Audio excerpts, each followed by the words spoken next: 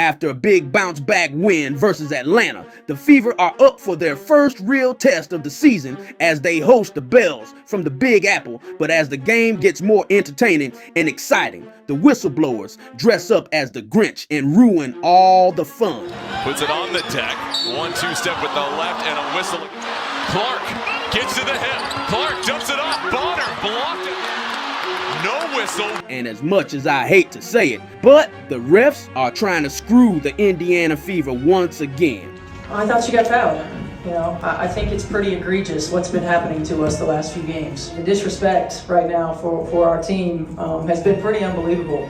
So the first quarter began with the Liberty's Bahamian beast, Jonquil Jones, flexing her guns and punishing the Fever down low. Now, to offset the Liberty's size advantage, CC pushes the tempo and flicks a touchdown pass to Kelsey on the break. Into her shots if possible. Mitchell gets behind the secondary and puts it in. And then she smokes Stewie like barbecue chicken as if she ain't a two-time MVP. Clark steps on the gas, goes right by Stewart. After that, CC feeds AB with a one-handed dime to take the lead, but as soon as the Fever is starting to take over, the refs cook up some wild calls to stop their momentum. I mean, here's Natasha Cloud clearly initiating the contact on the drive against Kelsey Mitchell, who's just moving laterally with her hands up. But instead of just letting the girls play, the refs blew their whistles late and charged Kelsey with a blocking foul. Then moments later, Cloud bumps and nudges CC here, but the referee in front of them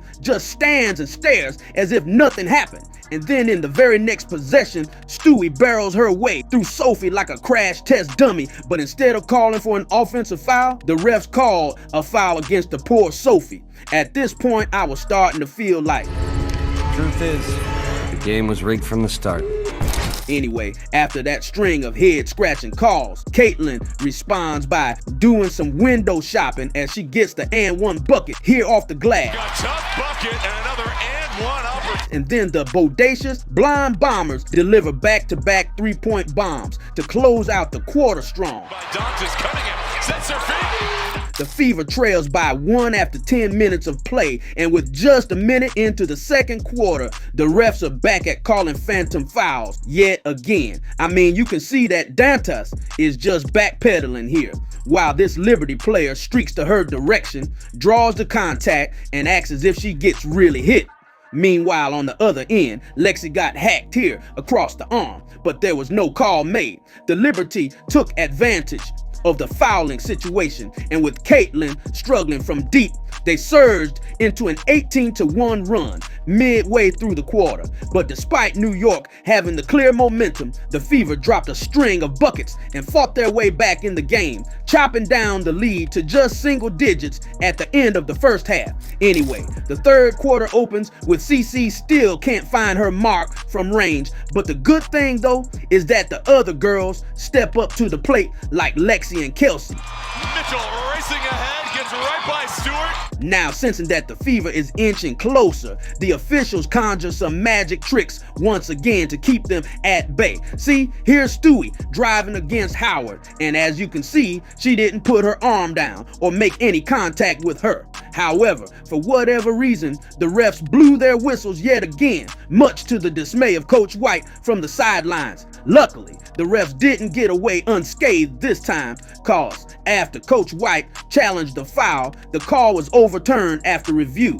Now, after that incident, the Fever starts to ball out for real, hitting consecutive buckets to bring down the lead to a one-possession ball game. Sets her feet, Mitchell raises. And to add fuel to the burning fire, CC has finally woken up from her deep sleep as she wrecked 3 defenders here on this one-woman fast break attack. The floor, Clark 1-on-3 trying to split the defense, goes into trap. Then moments later, Caitlin puts her defender on skates and drills her first 3-ball plus the foul. 3, oh, she hit it and draws the foul. And as the clock winds down, CC delivers a stunning dagger that makes everyone pop out of their seat. Creates some airspace, long 3 at the horn.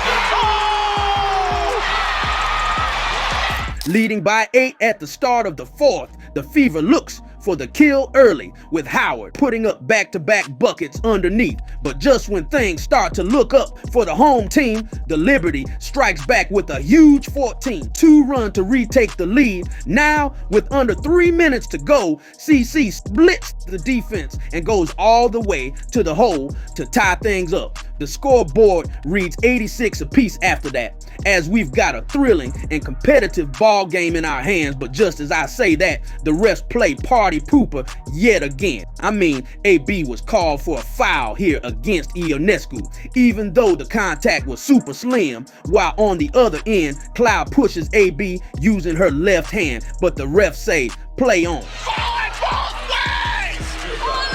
Anyway, tied at 88 with 24 seconds left, CC draws the defense and feeds the wide open DB, who gets blocked by Cloud. Or was she? I mean, although she got her clean at the top, there was a clear body contact downstairs, which caused DB to lose her balance. DB could have been rewarded with 2 free throws, but instead the Liberty got the possession back, which led to this controversial play. Sabrina turns the corner. Sabrina the bump. Well, as you can see on this slow-mo replay, Hull was actually behind Ionescu, hands raised and barely making any contact. If anything, Ionescu just sold the foul like a seasoned saleswoman and flopped her way to the line. Now down by 2, the Fever have one last chance to tie or win the ball game. But as Caitlin tries to go for a shot attempt, here's what happened. 1 second left. Clark doesn't get the shot off. I mean, it could go both ways. Some say it's a foul, others say it's a clean steal. Well, as you can see, Cloud clearly has her hands on Caitlin's waist before making slight contact with Caitlin's right arm. And to me, that is enough to merit a foul. But see, if the refs are not going to call a foul as soft as this, then they shouldn't have called a foul on Lexi on the previous possession too. My point here is that they should be consistent with the calls on both ends. And based on her reaction after the game, Coach White shares the same sentiment. And apparently she already had enough of the refs' BS as she called them out during the post-game interview. I thought she got fouled. You know, I think it's pretty egregious what's been happening to us the last few games. You know, a minus 31 free throw discrepancy. And I might be able to understand it if we were just chucking threes, but we're not. We're attacking the rim. And the disrespect right now for our team has been pretty unbelievable. It's disappointing, you know, that it doesn't go both ways, or it hasn't gone both ways. You know, we're not looking for a change. We're just looking for consistency. Well, what do you guys think about this? Are the refs blatantly screwing the Fever over and over again, or was it just a coincidence of bad calls piling up? Let me know your thoughts on this by putting your comments below. And until then, this has been the Hoop Doctor. Thanks for watching, and see you on the next game recap. Peace.